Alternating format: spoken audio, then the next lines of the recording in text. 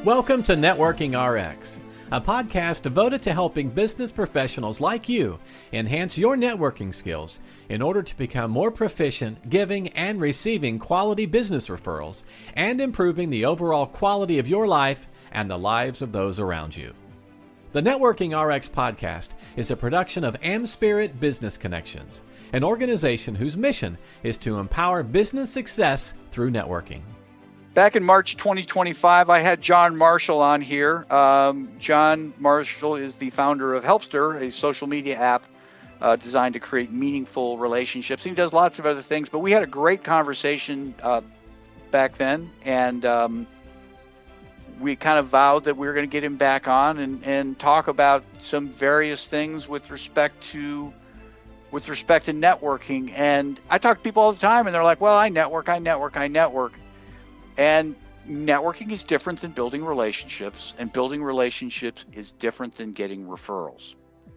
And those are important distinctions. If all you ever focus on is networking, you're probably not building relationships. And a lot of times you can get so hung up on those relationships that you're not generating referrals. So, John, welcome back. Good to have you. Thank you, Frank.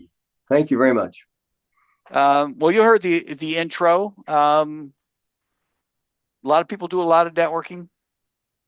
A lot of people, that's all they do. Yeah, no, and I appreciate that. And so I've been giving that actually a fair amount of thought as the distinction between, networking, how much time you invest in networking, exactly what does that mean? Versus, okay, if one is focused on strictly networking for the sake of getting leads or referrals, which is sort of nothing wrong with that, but is sort of what can this guy do for me sort of attitude, at least in my and admittedly judgmental comment, versus how can I create a relationship with this guy? What does that look like? And can we help each other thrive? Can we help each other, if not today, but somewhere in the future? And what does that look like? And so it's a concept that I know I've been noodling with. And yeah, I mean, I see people out there. I know you're out there talking with people, and the reality is this: is that as humans, we are hardwired to network. We're hardwired to communicate with other people. And you made the comment there that that was some admittedly judgmental, is what you said about people who are, hey, I'm out here, I'm trying to take care of me. And I think that's a very human condition, because back in the day, long before us, believe it or not, back in the day, I mean, you had to take care of you, because if you didn't take care of you, nobody was going to take care of you. There weren't social services, there weren't communities. When you lived in a tribe or a community, a very primitive tribe or community, you needed to contribute, or you were gone. Right. And by the same token, at the end of the day, you needed to go out and get the food for yourself or your family, and there was a certain survival obligation. But then here we are, fast forward to today, most of us are fed, most of us we're too well fed. And so the basic needs are taken, and then what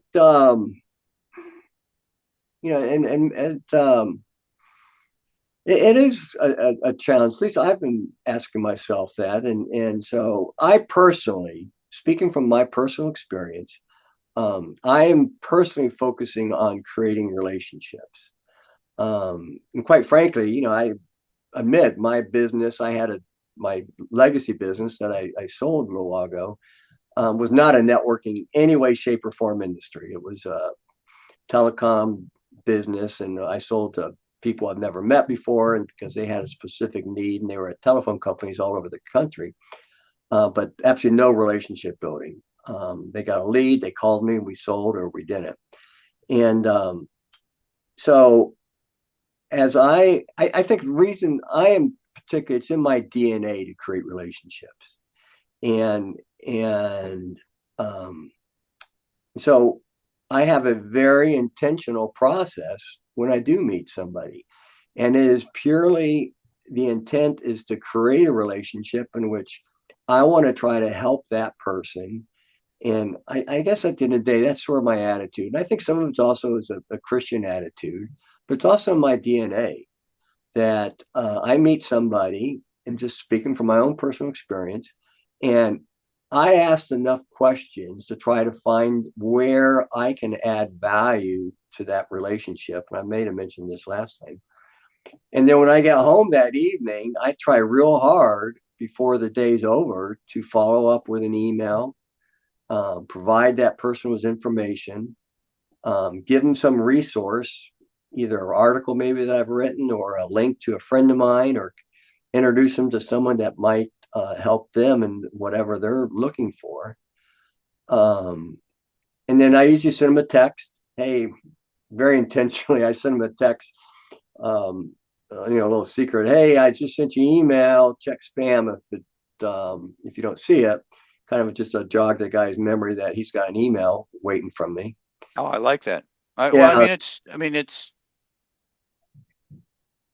It's not underhanded. I mean, things do go to spam. It's a courtesy, Yeah. right? And so I sent him right. And so I sent that, and then I tried maybe a couple weeks later, I might ping the person. And so and that's all about to create a relationship. Um anyway, so the I'd like to think that if I was in a business like a real estate agent or a banker or selling mortgages or something, that once I've helped this person create a relationship, then when that individual is looking for the services that I provide, then they turn around and buy from me. And so the long term gain would be indeed that then eventually I'd get some business from this guy. But my goal is first to help them first. Anyway, so and that's what I call the relationship building. Yeah, I mean, I look at networking as kind of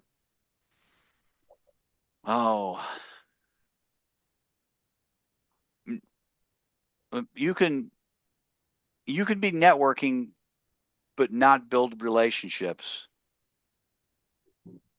But if you're building relationships, you're networking. Networking is kind of that giant. It's kind of like saying the auto industry. There's the auto industry, right?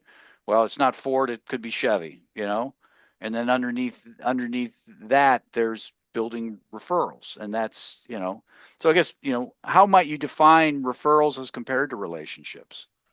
No, I think the in my mind, and again, I don't mean to sound judgmental, but in my mind, a referral is sort of a transactional. I'm going to give, if here's someone that might buy from you, and dare I say, I expect that if you know of somebody that's offering a service that I provide, that you would put me top on the list as to who this person should call. I would say I often, as I sit back and think about it, I consider referrals to be almost exclusively business related. Okay. Whereas relationship building, I'm sharing vacation spots I may enjoy, outdoor concerts that I enjoy attending, or I know of a friend that goes off-roading that they may want to connect with and go off-roading. And so more a bigger net than just business transactions. Yeah. Yeah. No, I mean, obviously referrals, you're kind of, you're leading into that transaction. But I always ask people, why do you referral? Why do you network? You network to generate referrals.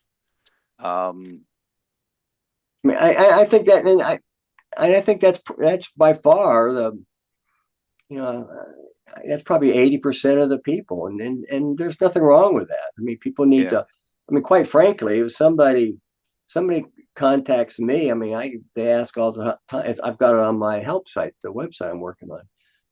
What doctor did you go to? Who's your dentist? They may want to know, where do I get my firewood? Who's my plumber that I recommend? I mean, I'm doing some work in the house now, and the guys who are doing the work, I would be doing both the people who are doing the work, so the guys who's swinging the hammer right now, and a friend of mine who's looking for someone to do work on their house. I'd be doing them a favor by connecting them, because he does great work, he's reasonable, and so I'm helping both my friend and my vendor, if you will. And that in my mind, that's creating a relationship. And so I would have bumped up the relationship factor on both my vendor, the contractor, as well as my friend who's looking for somebody. But that relationship comes back to you ultimately, somehow. Right. That's my attitude. Yeah. And but one, I personally don't expect it. And again, I'm not patting myself in the back, but I think that's somewhat I have come to learn that is not universal.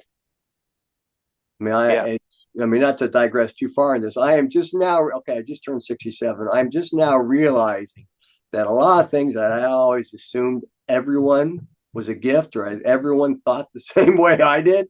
Yeah. It's turning out to be false. By the same token, a lot of people see things that I'd never see, and I'm very, very thankful for them that they see it, and that they fill in the voids that I have. But I will share, a couple things on real experiences that I've had in networking, or like I'm going to refer to them as network, but also relationship building.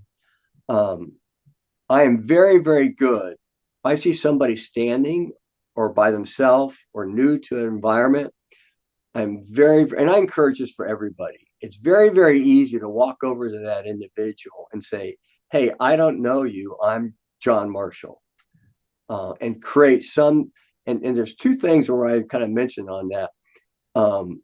The person who's standing there all by themselves, or the person who just walked in, that they're uncomfortable. They're in a new environment, and having somebody walk up to them with a smile on your face and just introduce themselves is going to make them feel so much more comfortable. Even if you're an introvert, you can do that. You can, fake it for 13 seconds until you meet this guy, and now you know him, and so now you just can have a conversation. And so, I will share, because I've made that very simple gesture of meeting this person and the starting of a relationship, that that simple thing can morph. You have no idea where that might take, where that simple little gesture might be. I mean, I've got a case in point where I was involved with starting a private school, and a parent walked in first time, and I was one of the founders, and I walked and greeted the parent and shared my passion and wanted to know about their children and more about them. Well, it turns out, because of that single interaction, made that person feel welcome. They sent their students to that school, and said all the time, "Yeah, we got here because we were greeted, and this guy made us feel welcome." So I felt more comfortable, and I eventually sent my kids here. But then this guy turns out to be one of the most significant donors to the school in the history of the school, which I had no idea when I met them. Right. And so that simple little gesture turned out to be a significant contribution to the school, both financially and time-wise. So you just never know when that simple gesture of beginning a relationship, where it might lead. No, I think that's, every contact has opportunity, and you have no idea who knows who. You just, Right. And the relationship part there, you don't know until you start that conversation. And they may never provide anything for you. yeah, But again, part of the relationship, and this is sort of kind of a goofy connection, a relationship. But when I, again, speaking from me, personal experience, if I greet someone, even a total stranger, with a smile and a compliment and something that will that adds some value to that brief moment, that fills my tank as well. yeah. That fills my tank as well. A classic. Okay, and there's another little secret. And so if I see a gentleman with shiny shoes, Right. out of the blue, I will walk up and go, "Man, those are great looking. Did you shine your shoes? You had that done. That is the shiniest shoes I've seen in a long time. That is a trait that people just don't do anymore." And every single time, that creates a conversation, and that makes them feel good, which makes me feel good. So that's a micro relationship. Yeah. Yeah. No, and again, you don't know where they're going. And sometimes it might not be direct. For example, you have a conversation with somebody and they introduce you to somebody else who turns out to be the big donor. And the intermediary, the intermediary is, okay. Well, to your point there, then it's very, very important for me to get that person, even the case of the guy just in the shoe. I mean, if I started a conversation and find out there might be something interesting there, I have a card that I give them that automatically connects us using the application I'm working on. So they can sign up and I can get their contact information and I can follow up with them and say, "Hey, it was nice meeting you. If there's something I can do for you, let you know." And then I get a reply back every other time. Yeah, no, I think it's a good strategy. Well, let's shift gears. Let's talk about what you have going, how people can help you. Yeah, I appreciate that. I've got two initiatives. I'm working on an application that connects people so that it using AI someone in my network can automatically be connected to someone else in my network to build potential relationships. And I've also, I kind of alluded earlier, some things that I just find so obvious that people saying, "Wow, John, I didn't know about that." I've written a couple articles on networking and how to start that relationship building. And it's gained a fair amount of traction. "Wow, John, I never knew that. That is very, very helpful to me." That I'm offering some services if somebody wishes me to help them on their networking and starting to build that relationship on what that looks like. And I'm happy to help somebody in that area. What's the best? Oh, go ahead. Finish. I said the two asks would be keep an eye out for an application that does this AI relationship building, but more immediately, if somebody's looking for help on how do I walk into a room to network, how do I create that relationship, how do I nurture a relationship with the idea that at some point it's going to come back to me, I'd be more than happy to help that individual. Best way to get a hold of you? Yeah, the best way to get me is my email address, John, JOHN, at HLPster, HLPster.com. That's HLPster.com. And you're always welcome to text me or call me at 404-660-8500. What a great mobile number, 404-660-8500. Is there a networking story as to how you got that? Absolutely random. I went into Best Buy. It was pouring rain, 8:30. They gave me the phone. I was in my car and I was in the parking lot afterwards. The store had closed and I looked at the number and oh my goodness, look at that. There you go. It's probably worth something. Well, I appreciate your time today, John. Again, second time. I look forward to that. You're a good man. Thank you for putting these on, Frank. I know a lot of people gain value from that, and I appreciate you taking the effort to doing this. Thanks for joining us on the Networking RX podcast. Please put what you've learned into action today and let us know if you have questions, comments, or ideas for future topics. You can email them to us at podcast@amspirit.com. That's AmSpirit.com. Finally, so you never miss an episode, be sure to subscribe to the Networking RX podcast through iTunes, Overcast, or however you receive your podcasts. Now get out and network with someone. The Networking RX podcast is the copyright production of AmSpirit Business Connection. All rights reserved.